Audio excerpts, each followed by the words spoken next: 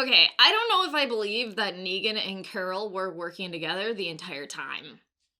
How long were they in it together? I'm suspicious. I call shenanigans. Okay, so I did really like this episode more than the last episode, but I'm still disappointed that we didn't get more at Hilltop and the Whisperers attacking. So I timed it last episode, and it wasn't until the last 6 minutes that we actually got action. And by action, the first walker out of the horde came out. And then this episode, we only got 4 minutes. So the destruction of Hilltop, the big attacking of the Whisperers and the horde was 10 minutes, if that. Just, I don't know, a little disappointing. I wish we would have seen a lot more. Speaking of wanting to see more, those catapults were tight. But then we didn't see them do damage. How cool would it have been to see the catapults go, launch, and then see all the walkers it takes down? I feel like they had a really cool weapon and cool way to kill walkers, but they didn't want to spend the money showing the damage from it. It was kind of like the electrical fence that Eugene created. We only saw a couple walkers get taken down by it, and then it's like, oh no, it's shorted out. I kind of feel like you're being a little cheap on us, AMC. Shame. Deep shame on you. And really quick, I really hate when people bring up other shows on reviewing a show. I'm gonna talk about Game of Thrones just really quick in relation to this. I understand it's really obnoxious, and I'm really sorry. But when all the walkers were piling up and trying to crawl over each other, it reminded me of the Battle of the Bastards scene, where they're all crushed in and just squeezing each other to death and they couldn't get out. Obviously the reverse, because in the Battle of the Bastards they were alive, and then the walkers were undead and some dead. Here, I'm just gonna put it side by side really quick, and you can see what I mean. Or you can see it and go, oh, okay, you're a crazy fucking bitch. I mean, either way. Why not both?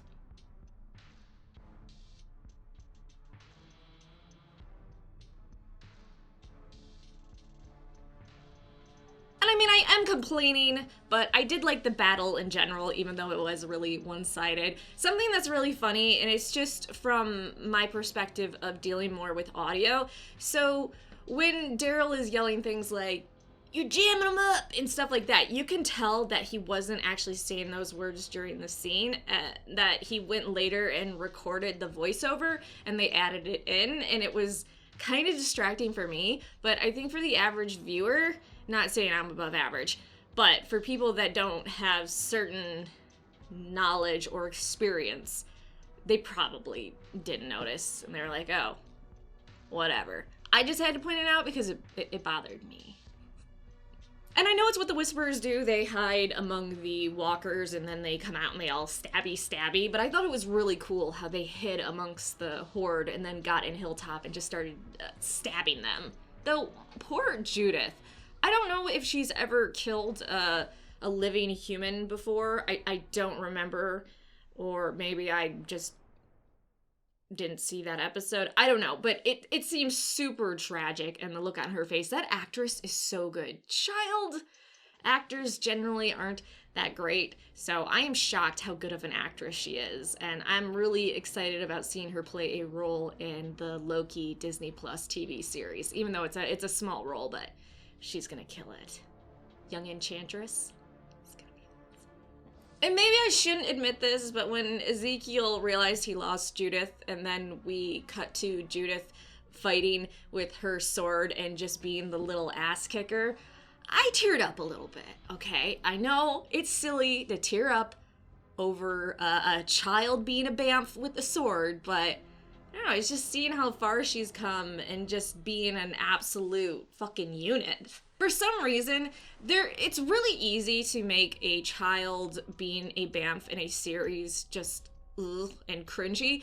They have a really good combination of, one, a good actress, but two, writing, where they balance it. Where you can tell, okay, this child knows how to defend herself, but she's still a child. She's still gonna have mental breakdowns. She's still gonna freak out and be emotional about the things that are happening. And I think they're doing a really good job with Judith. I am actually really upset that Earl died. I didn't think I was going to be upset because I'm kind of like on him, or I was on his character, but the way he took care of the kids and the fact that he built his own death device to kill himself so that he wouldn't hurt the kids, it was, I hate to use the word awesome, but it just was really cool to see. Although I was worrying when I was seeing him build it, going, how are you going to get the momentum, the power to actually pierce through your brain and kill yourself? And then it turned out he didn't get that. Or he missed. I'm not really sure what happened with that. Because if he would have hit straight on, it would have been lodged in there. Or maybe he went straight on and then, like, he crumbled to the side. I think it would have been hilarious if he pierced a little bit into his head, but not enough to cause the amount of brain damage needed to keep you down forever. And then when Judith came in, he stood up and the table was attached to his head and he was just fucking bumbling around.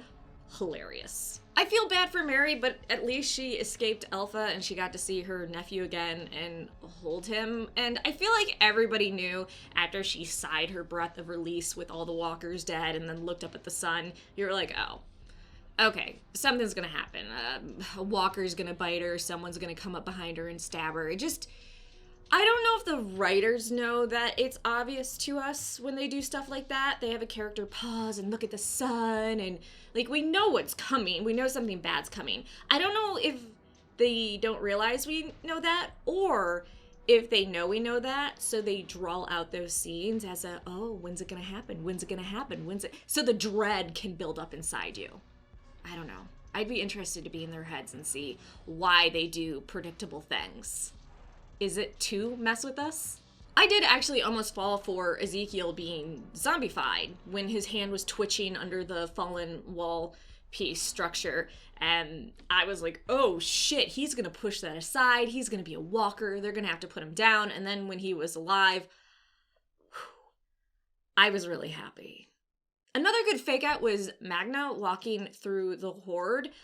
I was legitimately wondering if she had died and was turned or not. She was walking in a way that made it seem like she wasn't a walker, but the show has faked us out so many times and has done so many, like, jump scare shit things that I figured she was going to get up to her ex-girlfriend and she was going to try to embrace her or something and then just fucking bite her and take her out. That's where I thought they were going with that. So when they showed a later scene where those two are sitting together on a fallen tree, I was like, oh.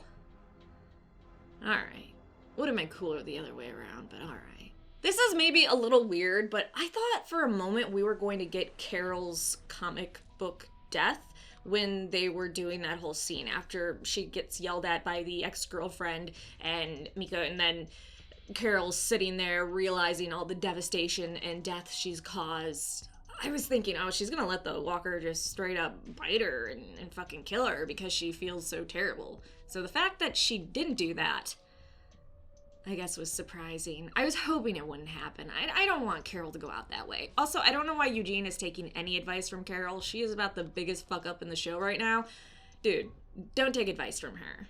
I'm not sure why Alden shot Mary in the head instead of Beta. He could have very easily shot Beta from behind and then shot Mary and put her out of her misery. That just seemed like a stupid way to keep Beta around and further his story, and it was just all around idiotic. I didn't like it. Although very sick that Beta killed Mary and then waited for her to reanimate. Now, I'm wondering if he was doing that because he wanted to kill her again once she was undead, or if he wanted to add her as part of their horde and she would walk with them.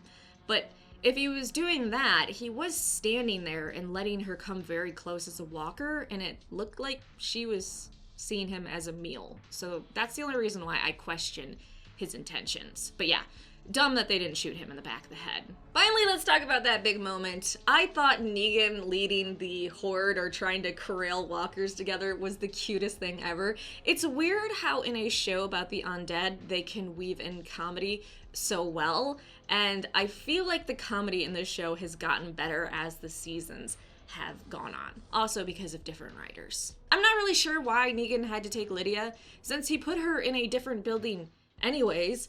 He didn't need her. He could have just told Alpha, oh yeah, I got your daughter, come to this building. But of course they did it, again, because they love those fake outs, but it just seemed very unnecessary. I know I was already obnoxious in bringing up Game of Thrones before, but I just have one more thing to say about it. I thought Negan was pulling a Jon Snow when he was kissing Alpha. I thought for sure he was just gonna either slit her throat really quick or stab her, and when he pulled away and let her walk up to the little shack, whatever, I was like, oh.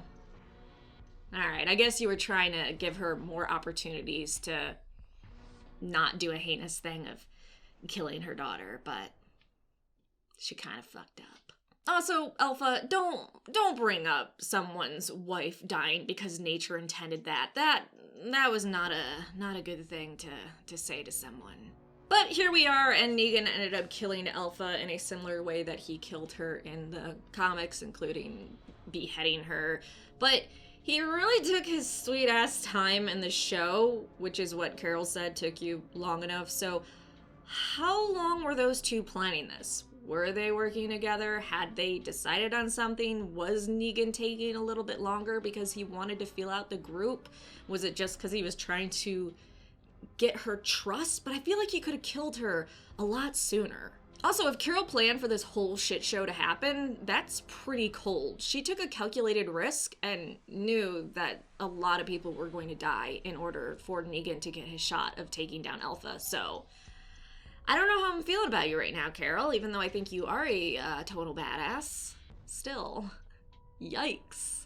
So those are my thoughts on episode 12 of The Walking Dead. I really liked it, and I'm really excited to move on from the Whisperers. But at the same time, I have a lot of questions. Also, I'm excited to see Michonne next episode and what she's up to. So, all right. That's my review. Like, subscribe, and let me know what you thought about this episode in the comment section down below.